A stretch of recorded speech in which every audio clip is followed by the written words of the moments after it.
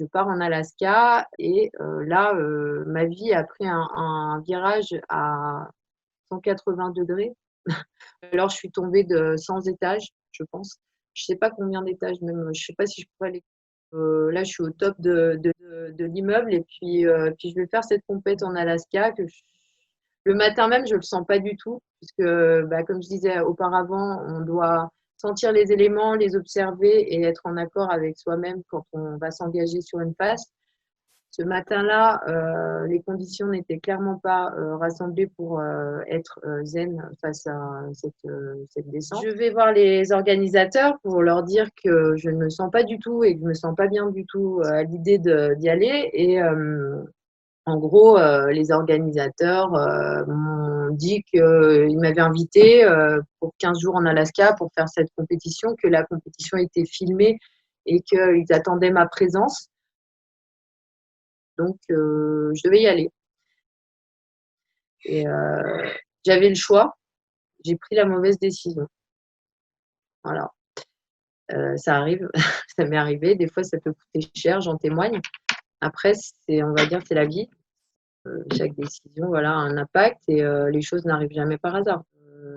Finalement, si ça m'est arrivé, c'est que ça devait m'arriver aussi. Je m'engage sur cette face et là, au début de la face, donc à 50 degrés de pente, c'est très raide. Je vais pour m'engager dans le couloir que j'avais choisi, sauf que l'enneigement n'était pas comme prévu. Il n'y avait pas de traces avant moi. J'étais la 4e personne à m'engager dans la face. Donc, il n'y avait pas de traces avant moi et je m'engage dans le couloir et là, ma planche heurte un rocher dans la poudreuse. Je tombe, je me souviens des premiers roule-boules. Après blackout, je suis partie. Hein. Je suis partie, j'ai fait 500 mètres de chute. Comme c'était en live télé, il y avait sécurité qui veillait, qui m'ont vu tomber, qui ont essayé de me rattraper. Ils n'arrivaient pas à m'arrêter avec l'inertie, je partais en tête-pied comme un pantin mort. Et en fait, en bas, bah, j'ai réussi à m'arrêter. Ils arrivent et ils pensaient vraiment que j'étais morte. Je me suis réveillée avec énormément de difficultés à respirer. Puis enfin, je pouvais plus bouger mon corps en fait. Moi, j'étais dans un monde où je me disais est-ce que je suis morte, est-ce que je suis vivante, qu'est-ce qui se passe? Et je sais que je me souviens des gens, de la réaction des gens autour de moi qui arrivaient et qui parlaient anglais, américain. Et j'entendais de tout. Et en fait, moi, il y avait qu'une chose, c'est que j'arrivais pas à respirer. J'avais un énorme pneumothorax qui m'empêchait de respirer. J'ai eu un coup que j'allais m'asphyxier. C'est tout ce que je sentais. Pour le reste, je ne sentais pas. Et c'était un peu la catastrophe. Il valait mieux que je vois pas tout et que je sente pas tout. J'ai pas senti d'impact aussi fort puisque en fait je suis partie inconsciente. Hein, donc le corps est bien fait parce qu'en fait on peut pas supporter des chocs aussi forts. Et le corps est bien fait, l'endorphine, l'adrénaline, tout est mis en place en fait pour que qu'on puisse gérer ça parce que sinon la douleur c'est pas la peine quoi. En fait, je pense c'est trop fort. Les pisteurs décident, ils sont tous mobilisés autour de moi, ils sont au moins 8 pour faire le secours. Et là, le mauvais temps est arrivé, nuages, neige, impossible de partir en hélicoptère. Donc, ils m'emmènent en barquette à une ambulance. L'ambulance, elle arrive, mais elle met du temps à arriver parce qu'ils étaient en train de changer les pneus. C'était le jour où ils passaient des pneus hiver à pneus été. Fin de saison, hein, c'était fin avril.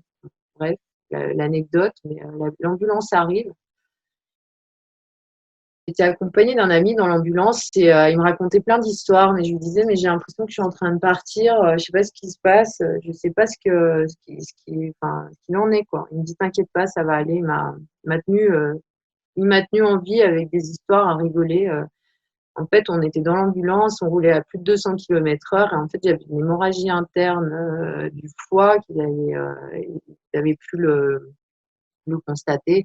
Enfin, il savait pas combien j'avais perdu.